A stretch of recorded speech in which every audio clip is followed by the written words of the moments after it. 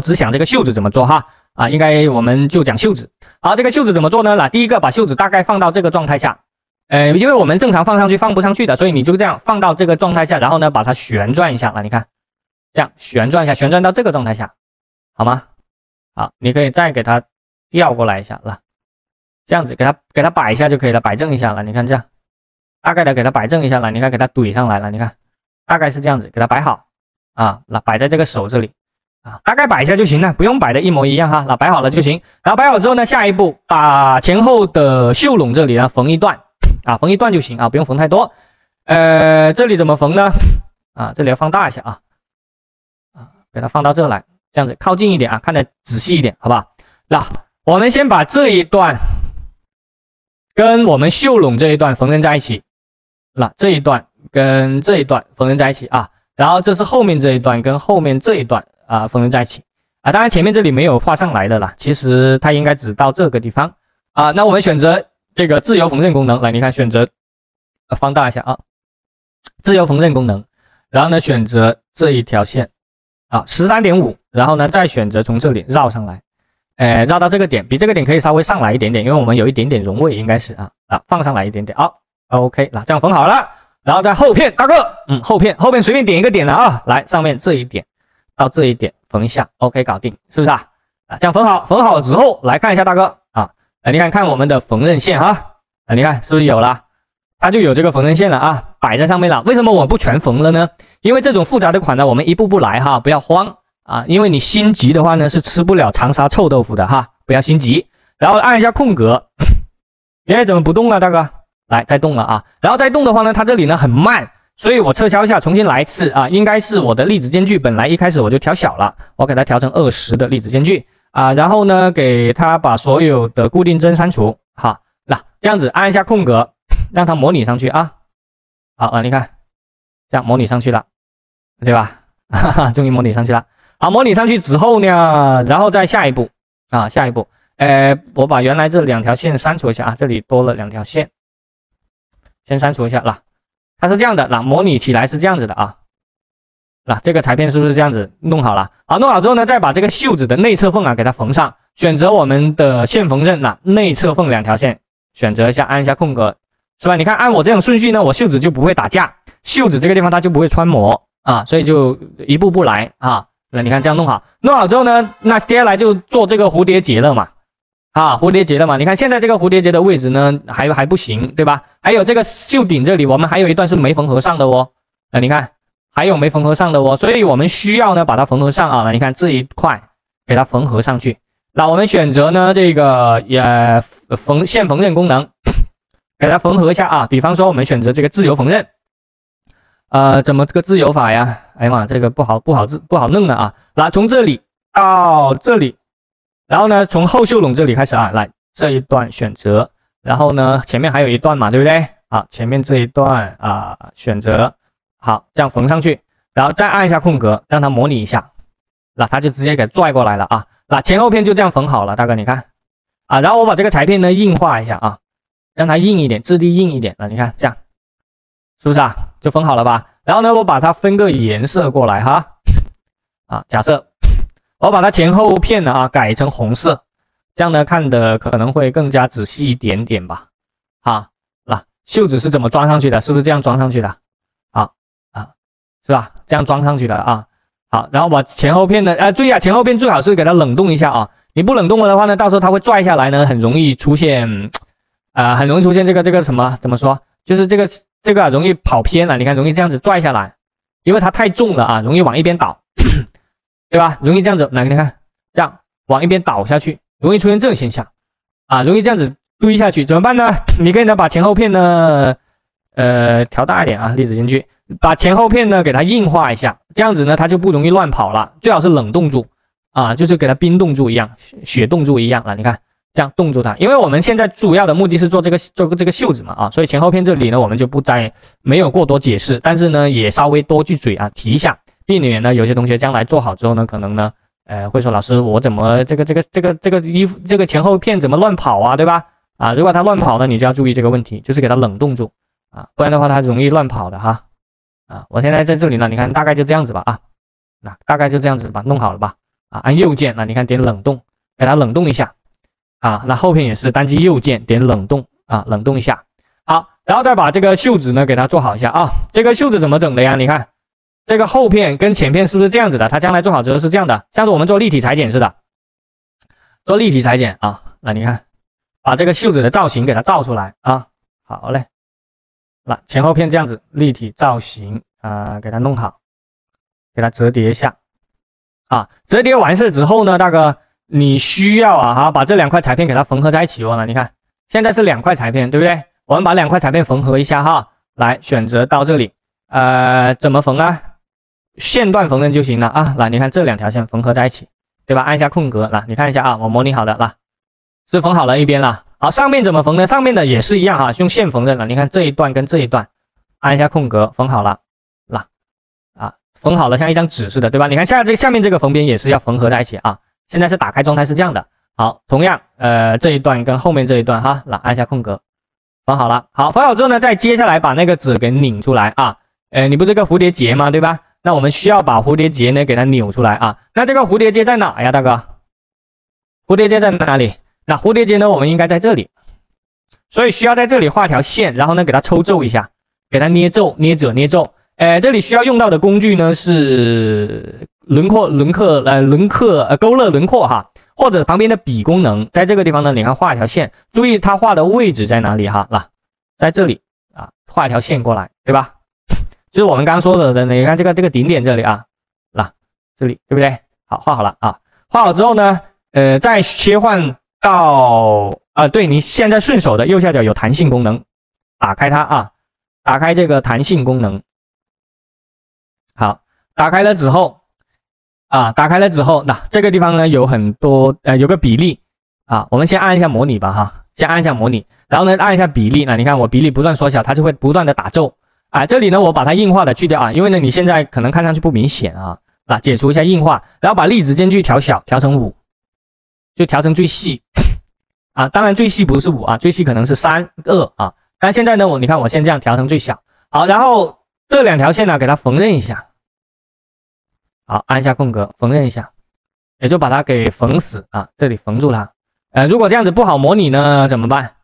不好模拟的话呢，就像刚刚那个粒子间距啊，还是再调大一点点，不然的话呢，可能模拟起来就会很费劲啊。你看我这样子给它调大一点点了，这样子让它变成这种状态，对吧？好，然后呢，再来捏中间的褶。当然中间的褶呢，我们刚刚说是用弹性功能，像抽碎褶似的，直接把它抽碎。啊，像抽碎褶似的，直接给它抽碎它哈，然后我们接着往下来，再来抽这个碎褶，这个碎褶一定要够小哈，选择2条线啊，这条线跟这条线选择一下，然后用的工具是这个啊，编辑板片功能，然后呢选完之后呢，在右下角这里有个弹性工具啊，把弹性点亮就可以了。好，那我们选择这2条线，然后呢弹性给它打开啊，然后呢把它的比例啊调成最小哈，是使劲的调啊，调成最小，让它呢使劲的拽。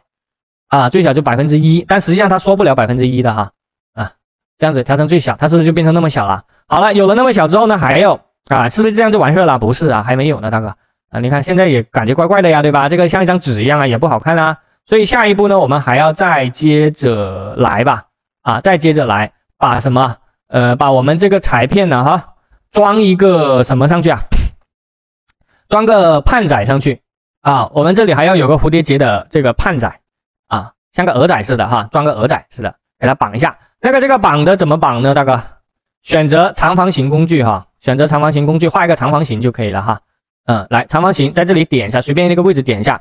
这个盼仔的长度呢，我们先设长一点，大概20公分长啊。宽度的话呢，设多少啊？2到3公分吧啊。比如说我2.5啊，然后呢长度呢先设个20公分长，设长一点点啊。按下确定。为什么要设长一点？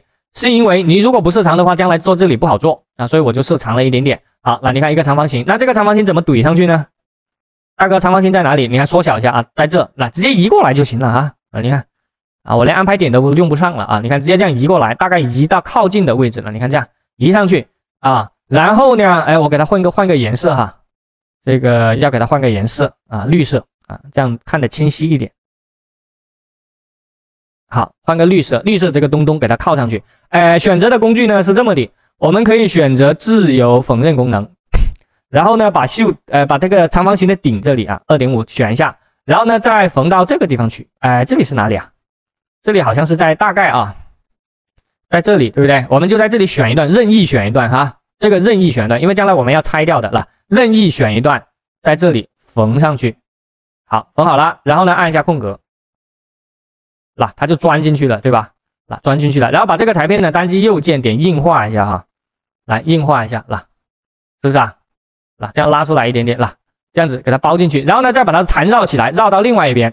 所以为什么长一点？你看长一点，我就可以这样子绕过来嘛。你看，大哥在哪里啊？在底下啊。你看在模拟状态，这个手啊，你看这样拽上来，我感觉还是够短了，对吧，大哥？你看我20公分感觉都有点短，那这么点，我们再给它拉长一点，为了它好拽一点点啊。你看这样绕上来啊，你看其实也够啊，我就是给它加长一点点，我好做一点点。好，再用这个编辑功能了，你看这样拉长一点点给它嘛，对不对？然后呢再给它模拟，好，这样子给它像这样子你看就前后像捆柴火似的，对吧？我们在农村长大的孩子捆柴火还是蛮会的嘛哈，捡柴火会的嘛。你看捆柴火似的把它捆好，然后捆好之后呢，用线缝纫功能哈，把这一段把原来的这个就可以拆掉了哈，框选按 Delete 键删除，然后再选择线缝纫功能，你看这一段跟这一段缝合一下，按一下空格，是不是就装进去了？像捆柴火似的就捆好了，然后呢把这个调一下啊，粒子间距调小一点，调成5。这个长方形调成5了，然后把它硬化一下，你看是这样的。但是老师你看我靠，你这样搞的不行啊，对吧？你这什么玩意儿啊？这哪有这么大的柴火呀？这个因为我们还没调好嘛，所以再接着来嘛。好，然后再进行下一步嘛哈。下一步我们把手先放下来然后再来细调。把手点一下这个人，然后呢把手 A 字形变成了一个 L， 手往下放手往下放。软件你那个不稳定对吧？那你私信我吧私信我，然后呢去要这个软件好不好？正版的要3、4万对正版要好几万呢我这个大哥我买不起对吧？我们这些搞培训的能有几个钱呢？对不对？其实我们这些搞培训的很穷的都是很穷的，对吧？所以大家呢要多学学多学学打板的，对吧？支持一下我们这些干培训的呀。对不对？你学会了之后呢，你去开个服装公司开个服装厂，开个服装工作室那赚的钱那是我们的几百倍呀，对吧？我们这搞培训的挣点辛苦费挣点这个培训费而已对吧？大家有那个学习的，你身边有朋友要学习的，多帮忙推荐一下嘛，对吧？推荐他可以看一下我们课程嘛，他觉得合适的话呢，他就报名嘛，对吧？他不合适的话呢，也可以多一个选择嘛。对不对？多对比几家是要的嘛，对吧？好了，你看大哥，你看把袖子这些，你看我们这样子给它弄好了你看大概是这样子的，弄好了，摆好了这样摆放一下。好，摆放之后来吧，宝贝儿摆放之后，然后呢再来看上面这个你不可能一次性摆好的哈，你需要慢慢调的这个因为这个太复杂了，太难搞了很多大哥刚开始搞这个会干的怀疑人生，对吧？搞这个搞得怀疑人生的所以要有耐心，大哥要有耐心。好，那大概摆的差不多之后呢，我们再进一步把这个粒子间距调小。还有另外一个比较重要的事情，你可以呢把如果它比较难搞的话，第一把它的面料的这个什么模拟的厚度改掉就是点一下裁片，然后这个地方的有个叫叫什么额外模拟厚度把这个模拟厚度改成0意思它就是像面料的厚度一样，如果你面料很厚的话呢，我们模拟起来呢，这个中间有间隔嘛，它就会很难模拟，所以呢，你把它改成0呢，就比较适合这些扭褶的状态。还有另外一种，如果改这个还不行呢，再把它点这个削薄这里有个面料削薄，就相当于我面料再打薄一点点，这样子打薄一点呢，它将来这个褶就比较好褶了我们点面料削薄，比方说我们点成削薄1半吧这样子，它将来我们在处理，你看放大这里你看我将来这个褶要捏褶的时候是不是就好捏很多你看就好捏很多了嘛，对不对？所以是这个意思好，这样好捏很多之后呢，还有粒子间距我们也是先给它调细调成5，按一下空格让它再细化一点点好，来吧宝贝儿细化一点点。好，那下一步呢，我们就把它的样子给它摆一下咯你可以先硬化一下，我们先摆2个位置，就把它的蝴蝶结的位置先这样摆放一下啊，中间那个胖仔呢，我们最后摆都行啊。那也就是说，我们这个位置先这样子，大概给它定一下啊，先这样子摆出它好看的效果出来。你比如说这个褶，我们就要那么高吧，那就在这。好，然后呢，用固定针哈，我们用固定针工具，在它顶上这里呢，你可以呢固定针固定一下啊。我们框选固定针这样选，你可以多选一些位置啊。你看这样选一些位置，这个是干嘛用的呢？就是固定用的，就让它别乱跑，对吧？那你看这样固定一下，它将来呢就相当于被我们定型了。好，然后这边呢用手给它拽过来一点点啊，让它将来肯定是要贴着我们的人体嘛，贴一下人体。好，那我们贴到这来，对吧？让它贴到这里，大概是这个样子吧。好，来贴好了，然后呢再按一下空格。好，按空格之后呢，把这一段点一下啊，或者呢边上我们全部一排的固定针都行哈，这个没所谓。我们就随意的打几根固定针吧啊，这个你后期可以改的哈。这样就定好了，它是不是相当于就固定在这里了？你看。我固定在那里，它就固定不变了。好，固定不变之后，但是我觉得这样好像还是不好看哎，啊，这个褶子好像还是不好看哎哈，啊，然后呢我们再改嘛，啊，把固定针显示出来啊，我刚刚是隐藏掉了啊，显示一下固定针，你看像这些这些像什么似的啊，这一堆那一堆的这些固定针呢不要的，我们先删掉一些哈，因为我不想全删除嘛，对，上面这个留着啊，比如说我这个先留着，好，把下面这几个先删除。然后呢，把它这一块呀，给它这样往下调一点点，这样往下拽一点点，这样下面这里贴一点，我希望它这样贴合一点点啊，大概是这样的一个造型吧，这样拽下来一点点或者呢，我刚才不是硬化了吗？我先把硬化这个功能先给它解除一下，它就不会撑起来了，然后让它呢自然的往下垂一点点，你看这样往下垂一点点下来，好，这样垂下来一点啊，好嘞。垂下来之后呢，我在这个地方呢给它加个固定针你看就固定住了，你看两边嘛这边不要太长了这边的先给它删除，让它自然形成，一定要先让它自然一点点了，你看像这样自然一点点，然后容易变形的地方呢，我们再略微给它更改一下这样略微更改一下就完事了啊。好，上面我暂时不加固定针吧我觉得上面不用加也行。好，这样。大概这样固定好了，对吧？然后下一步再把这一块给它给拉住拽住它再给它做小怎么做小的呀？选择像刚刚这个编辑板片功能你看我们要慢慢来这里不要慌不要一下子剪太多你看这样，这里减窄一点点，再按一下空格，对吧？你看我如果有时候它就会出现这个现象你看布料穿过去了，你会看，对不对？所以这时候呢，你第一你可以呢这样手拽一下，把它拽出来一下你看。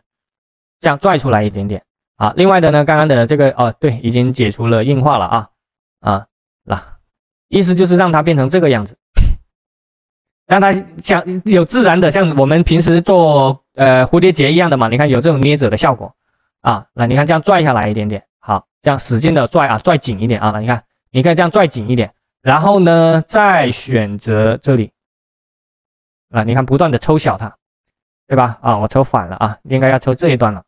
现在我从上往下这样拽下来一点点，对不对？然后再按一下空格，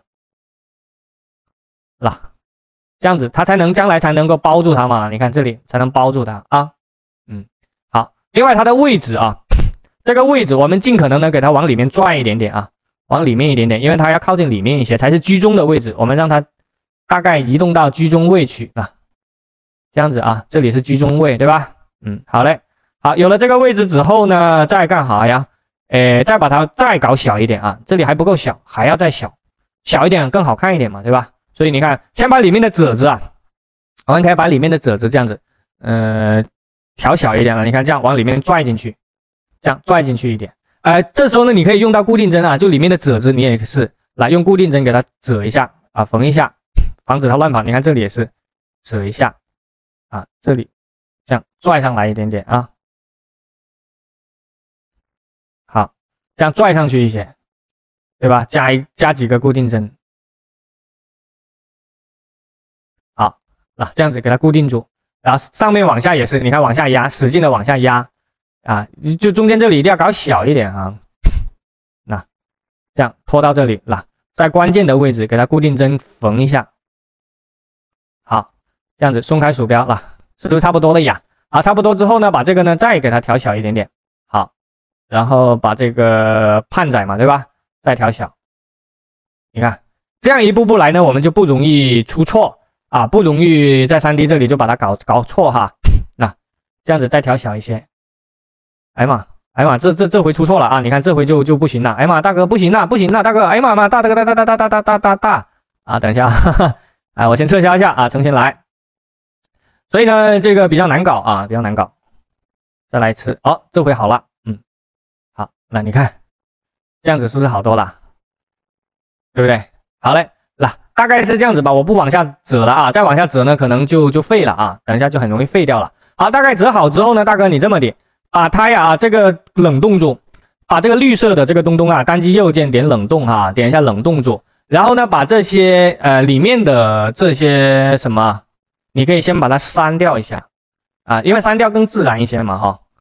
不得已的时候呢，我们不加固定帧哈，固定帧呢并不是好，而是呢我们不得已才加啦，把这些固定帧呢先给它能删除的删除一下，让它自然，最主要是要让它自然啊，你看这样自然一点点。好了，这一段自然之后呢，再进行下一段，就是把我们原来这个睡者的量给它删掉，不是有抽睡者吗？那我把抽睡者的删除试一下啊，如果不行就保留啊，行的话呢，我们就先把它删除了，让它恢复它正常的样子，啦，把这个拽过来一点点了，你看这样子是不是会更自然一点呢？对吧？那更自然一点点啊，你看，还有把这个褶量呢给它重新的折顺一点点，这个用手拽嘛，对吧？还有上面坑坑洼洼的这个什么坑坑洼洼的这个量能不能把它去掉啊？这个坑坑洼洼的量呢，我们是不用去掉的。还有一个单击右键先硬化一下，让它这个褶皱感呢，你看。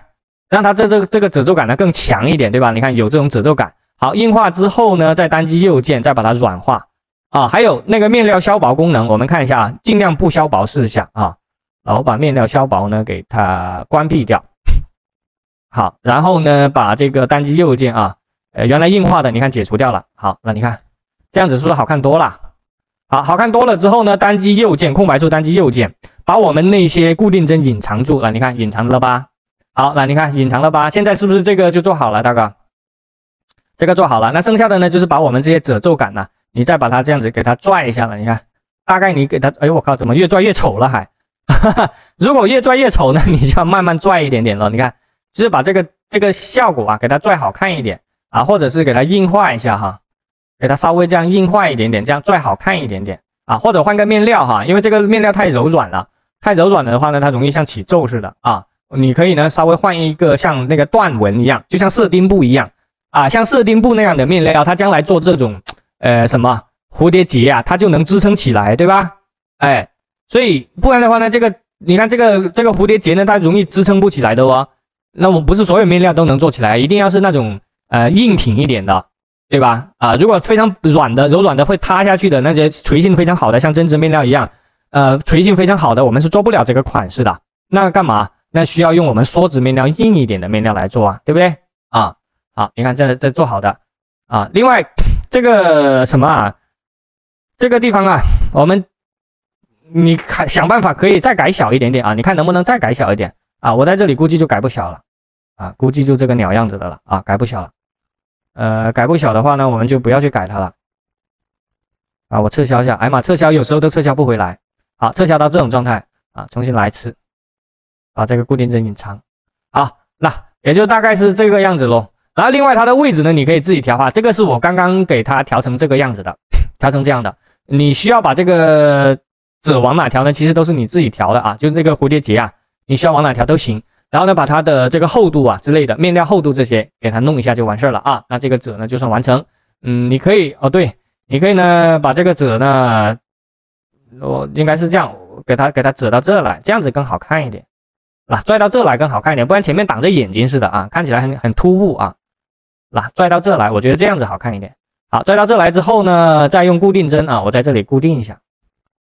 好，是这样会更好看一点的，大哥们，你们觉得呢？对不对？这个褶好，还有你看里面这些褶你都可以呢，你看这样折一下，折好看一点嘛，对吧？让它折好看一点。好，另外呢，换一些面料试一下。好，然后我把面料改一下打一个斜纹绸，啦。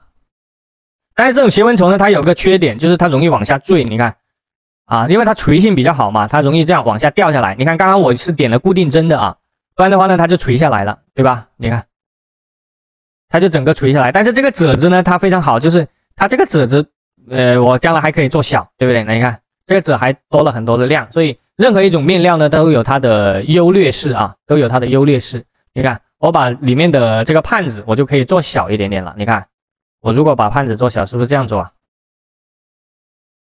来，把它做紧一点。哎妈，我刚等一下啊，我刚给它冷冻住了啊，所以我要解冻一下啊。如果出现这个现象怎么办呢？你看，它被我一改小之后，你看它整个散架了，对吧？你看散掉了，最后它可能就飘出来了。你看啊，你看就出现这种现象，飘出来了怎么搞？你看这大哥，你看这个小圈圈，对吧？这个小戒指似的，你看它跑出来了，怎么搞？跑出来的话呢，你要撤销一下啊，重新来啊，有时候难免的嘛，对不对？啊，这个有时候难免的嘛，啊，这样把这里拽进去，也就尽可能不要让它里面的布出来就可以了啊。你比如说在这里，那我给它这里拽进去一点点啊，然后呢，把这一块呢给它解冻一下，好，再按一下空格，你看这样子就不会出来了嘛，对不对？啊，按照这个原理啊，那我们就可以呢去稍微的再给它弄一下啊。还有这个，你看，因为它面料有垂性啊，所以呢上面这里我固定针吊住的，它就会像变形了一样啊。你看，就会像变形了似的，对吧？啊，怎么办呢？我们可以在后面加一排固定针啊，我在后面这里打一堆固定针总可以吧？我前面不打，我打后面可以吧？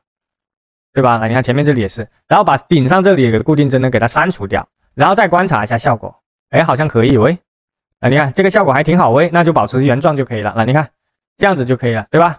啊，这个褶子就被我褶得很小了哈，然后呢一个小小的一个蝴蝶结的效果啊就被我们给绑出来了啊，是这样子的啊。好，然后呢就改面料嘛啊，换面料啊，换颜色什么之类的嘛。那你看统一换成白色的啊，换成白色的，那就这个样子的了啊，这个褶的效果就出来了咯。蝴蝶结呢，你可以自己调哈，你比如说这里不要那么高都可以的哈，这个不要紧。就刚刚呢，我这个地方呢，我调的比较高，你不要那么高也行。包括这个地方，你要大概调成什么样子都可以调的啊。你比如说调矮一点，就说一个蝴蝶结，那大概这样的效果都行，对吧？这样的蝴蝶结嘛，如果绑根带子，那就是这样子嘛，啊。反正这个就自己去具体的自己去调，因为这个每个人调出来的肯定不一样。我们从来不会要求你要一模一样，没办法一模一样，就像我们写字一样，你每次写的字100个字肯定都是不太一样的，大大小小尺寸都是不一样的，没必要去追求一模一样哈。不需要跟我一模一样，这个你完全自己可以自己做造型就可以了哈。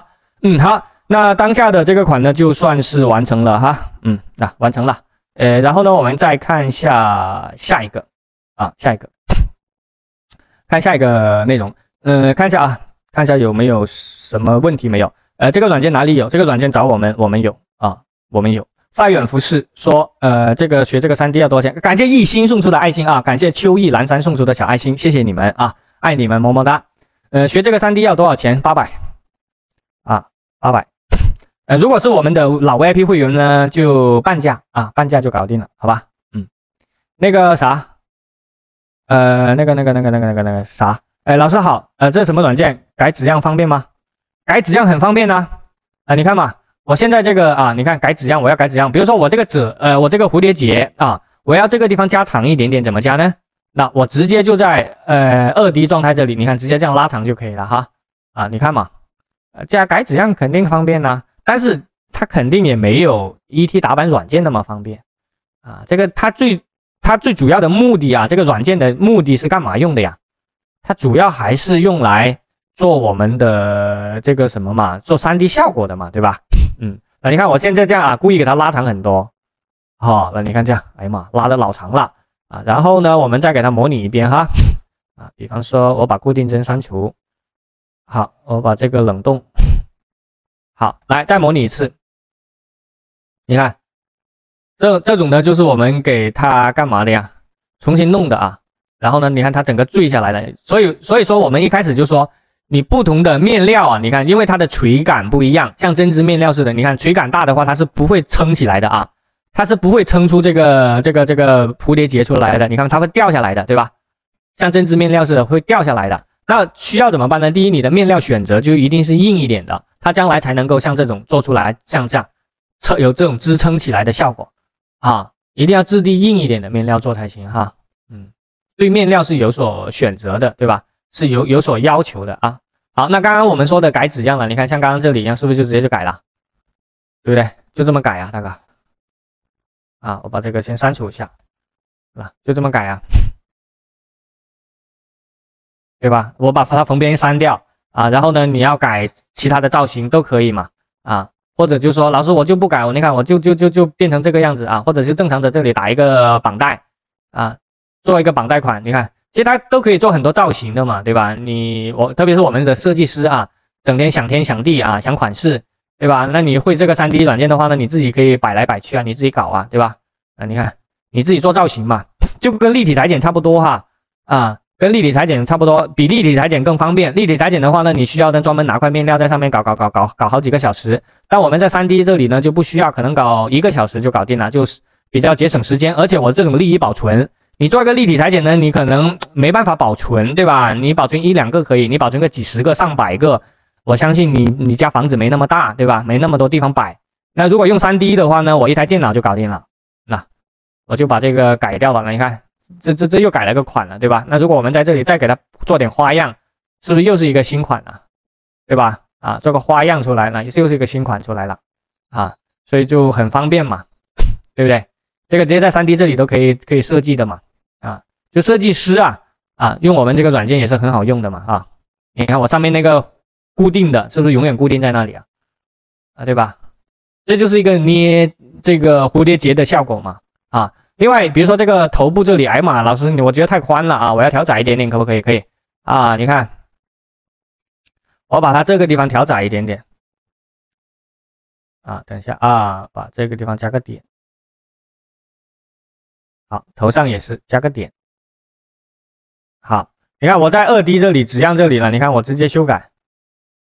我直接修改它的宽度，这些是不是啊？我们在这里是很直接的就可以看到它的一个变化嘛？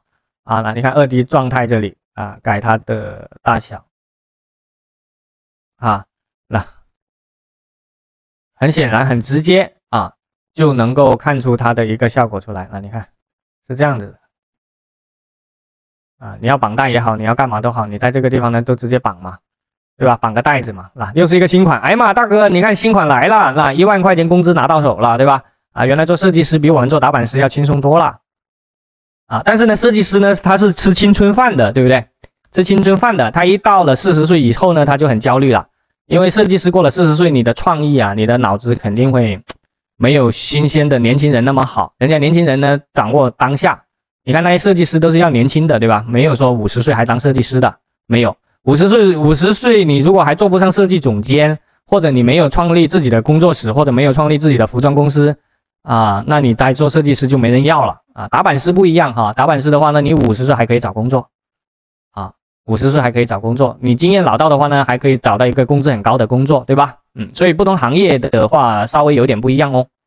好这个款式就说到这里吧啊，就这样子了啊，反正改你就瞎改呗，对不对？我这刚刚是瞎改的哈，大哥你看。被我改成这个鸟样子了哈，反正你按照我这样子随便改都行啊，随便改都行。然后来看一下啊，老师，面料置换图是啥意思？面料置换图，你在哪里看到有面料置换图啊？是不是你其他面料导入进来啊？面料置换图，那你看嘛，这里是不是这个意思啊？这里有一个什么置换图，是不是在这啊？这里没有面料置换图啊。置换贴图是不是啊？置换贴图，你说的是这个吧？是这个吧？啊，置换贴图啊，置换贴图是什么？我也没怎么仔细啊，它应该是这个吧？下面这个意思吧？这个置换贴图吧？我很少去搞这个置换贴图啊。这里有贴图在这哈，这里有个贴图图案，就是这个图案哈。我们导一个图案进来，比如说我换一个图案进来了，这里的图案呢，因为它有我没去看哈这样子，就是我一个图片进来，比如说我们的什么，我们的一个 logo 啊，一个 logo，或者是一些